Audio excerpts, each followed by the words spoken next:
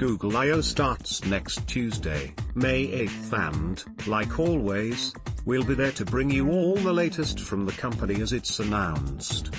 Just like last year, it will take place at Shoreline Amphitheater in Mountain View, California, and we'll hear what Google has planned for developers as well as what new products and services we can expect over the course of the coming year.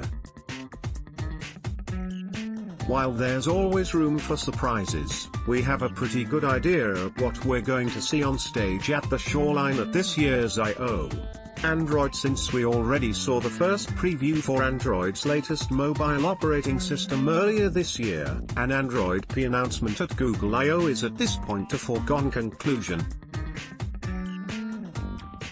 The second developer preview will likely be announced on Tuesday, and we have a pretty good idea what will be shown, but also know that new changes might be announced on stage.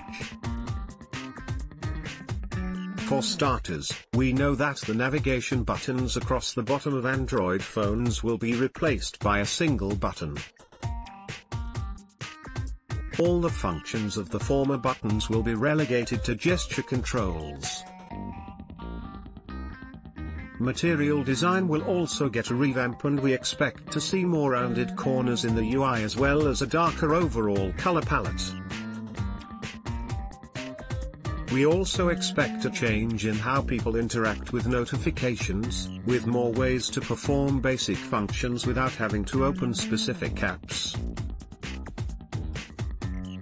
Of course, because it is the second preview of the OS, we are also likely to see improvements to security, battery life and tweaks to how it handles background processes.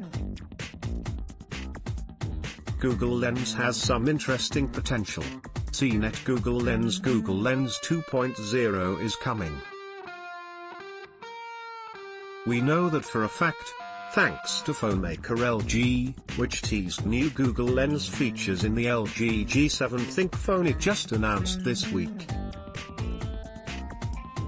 LG told us that Google will release new Google Lens skills at the upcoming developer conference, which the LG G7 will be among the first to use, after an update. The LG G7 already integrates Google Assistant into a button on the side of the phone. Double pressing that button calls up Google Lens, a first for any phone. Google Lens, which Google unveiled last year at Google I/O, is a visual search tool that uses the device camera to provide information about the objects it identifies through the viewfinder. In the Google Pixel 2 phones, Google Lens is built into the camera app, and you can also trigger it through Google Assistant.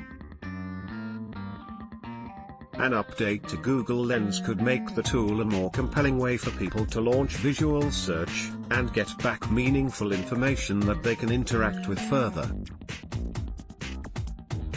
Google Lens is another service that Google can take advantage of to advance Android in its battle against Apple's iOS. Competition aside, an improved Google Lens could make smartphones a smidge more useful, assuming Google significantly upgrades version 2.0. A new standalone VR headset from Google and Lenovo, the Mirage. Sarah 2/CNET/VR. Last year, Google announced plans for a standalone VR headset, and that headset, Lenovo Mirage Solo with Daydream, has finally arrived. Mirage Solo has camera-based tracking and is more technologically advanced than Facebook's competing Oculus Go, but the question for this year is whether Google pushes further into what VR headsets can do. Will more advanced controllers be offered for creative tools like Tilt Brush, which Google owns? Google is expected to develop a higher-resolution VR headset display, too. It could be that higher-end VR becomes a Google focus going forward. For Google, VR ambitions also lie on YouTube.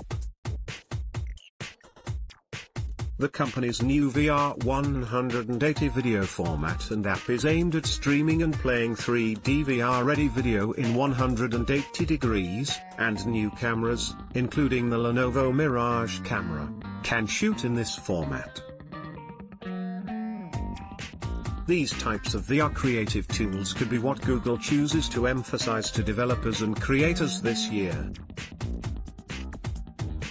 On the AR front, ARCore has debuted with impressive apps and on a variety of phones. ARCore is derived from the higher-powered functions of what Tango, Google's 3D scanning camera system, could do first. Tango is gone, but could elements of its mapping and scanning functions return in an update to ARCore? It seems likely. There's the possibility of some sort of AR headset announcement, but it's more likely that AR continues to evolve on phones, while VR continues to improve in new hardware developments. Under Daydream's Clay Bava, AR and SOAR and VR are likely to intertwine into more of a mixed reality front. Visions of what means for Google, in light of Magic Leap's promised debut later this year, could happen too. Wearables, Wear OS. Google's Wear OS, formerly known as Android Wear, is on a variety of watches from fashion and tech brands, but the platform hasn't changed much in the last year.